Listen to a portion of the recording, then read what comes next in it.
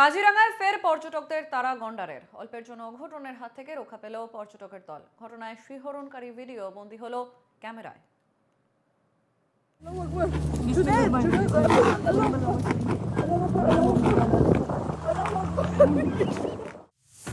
গন্ডারের রোষানলে পর্যটকের গাড়ি।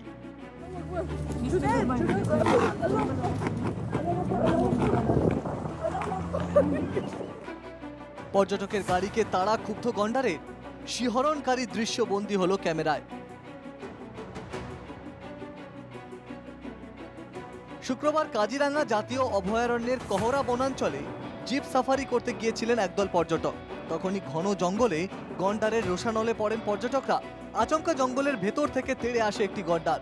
সঙ্গে সঙ্গে গাড়ি নিয়ে পালানোর চেষ্টা করেন পর্যটকরা। বেশ কিছুটা পথ তাড়া করে ওই গন্ডার। তারপর ফের জঙ্গলে গা ঢাকা দেয় সে।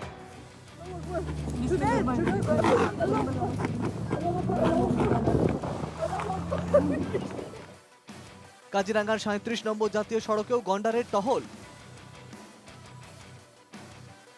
শনিবার সকালে জাতীয় সড়কে দেখা গেল একটি গন্ডার। হালদিবাড়ি অ্যানিম্যাল করিডোরে জাতীয় সড়কে বেশ কিছুক্ষণ ঘুরে বেড়ায় গন্ডারটি। ফলে জাতীয় সড়কে যানবাহনের চলাচল বন্ধ হয়ে যায়। রাস্তার দুধারে আবদ্ধ হয় বহু গাড়ি। পরে বন বিভাগের কর্মীরা উপস্থিত হয়ে জঙ্গলে ফেরত পাঠান গন্ডারটিকে। কাজিরাঙ্গা থেকে হোমেন গগৈয়ের রিপোর্ট, এনকেটিভি বাংলা।